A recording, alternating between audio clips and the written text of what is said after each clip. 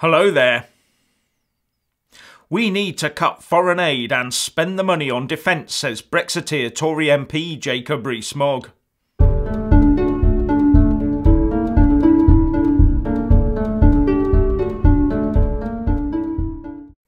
Saying that it was time for the UK to show Putin's Russia that we are serious, Jacob Rees-Mogg also said on an LBC radio phone-in that the best way to promote peace was to prepare for war. With the Express reporting, he urged Britain to rebuild the country's crumbling armed forces with the funds afforded to the foreign aid budget. During his phone-in radio show on LBC, the Somerset North MP said that the move was urgently required given the increasingly confrontational relationship between the UK and Russia. The Moggster has in the past criticised the way the foreign aid budget is constructed, saying that the 0.7% of gross national income target system was economically illiterate and wasteful, as we ran around the world trying to find a home for the money at the end of the year instead of setting a proper budget at the beginning of the year. I would say cut the foreign aid budget right back and set proper criteria for it too.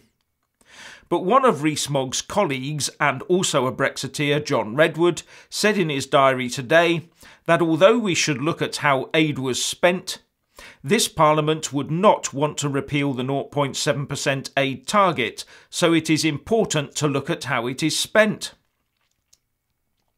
Now to the UK Independence Party, which has placed itself in a bit of a quandary. According to reports, the party membership could be offered the chance to vote at this year's 25th anniversary of the forming of UKIP conference on whether or not the former self-proclaimed leader of the English Defence League, Tommy Robinson, should be allowed to join UKIP. Currently, ex-members of such bodies as the British National Party and English Defence League are prevented by UKIP rules from joining the party. But the UKIP Families and Children spokesman, Alan Craig, has put forward a motion calling for Robinson to be allowed to join, which would be debated at the conference in 2 weeks' time. But it will first have to get past the party's National Executive Committee tomorrow. In his submission, Craig has compared Robinson, real name Stephen Yaxley Lennon, to both Robin Hood and the suffragettes.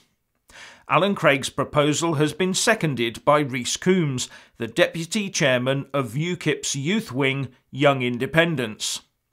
For his part, Mr Robinson has made his first video since his recent release from prison on this very subject, in which he says that the UKIP NEC will tomorrow not be deciding on whether or not he can join, but on whether or not they trust the UKIP membership to make the decision at the conference. Do they believe in democracy in their own party, he asks. UKIP has the opportunity to electrify this country's working class, he said, going on to say that there had been talk of losing 2,000 members if he was allowed to join, but they could gain 20,000 members and cause a political revolution in Britain, said Robinson. It's about time the British public had a party they can get excited about, he said. He also said that the current leader, Gerard Batten, was the only politician that would make him sit up and vote, and he would join UKIP. He ends with an impassioned plea for the NEC to allow the vote to go through to the membership. This has, of course, split opinion amongst the party at every level. Some are right behind Mr Robinson, and some, like former leadership contender Ben Walker, are considering resigning should he be allowed to join. However, the UKIP membership rules are very explicit on this matter. Under the administrative rules at paragraph I6 it says, membership is not available to anyone who is or has previously been a member of the British National Party, the National Front, the UK First Party, the English Defence League, the British Freedom Party, British People's Party and the Britain First Party, or any other parties or organisations later added to the prescribed list.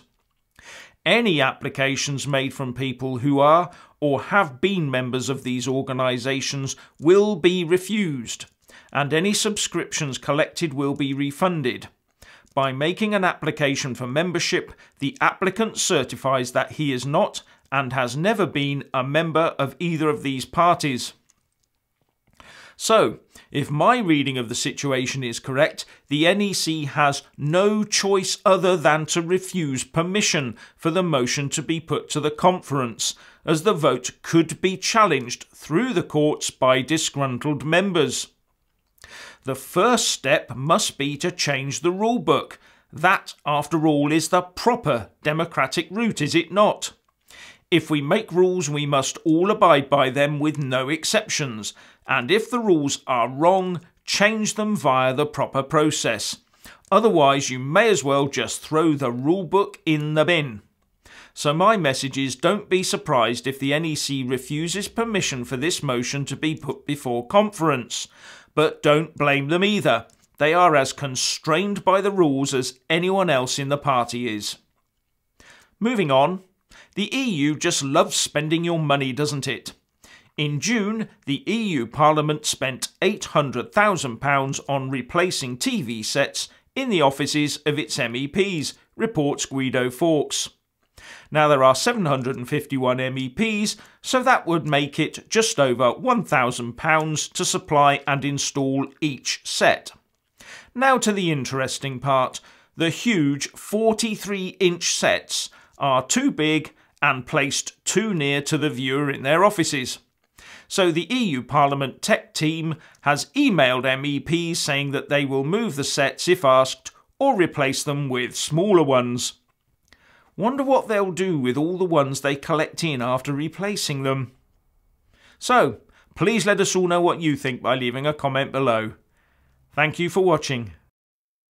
Please do like and share this video. And also subscribe to my channel.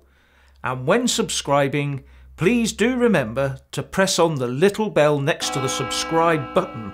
That way you'll get an alert every single time I put up a new video. Thank you very much for watching.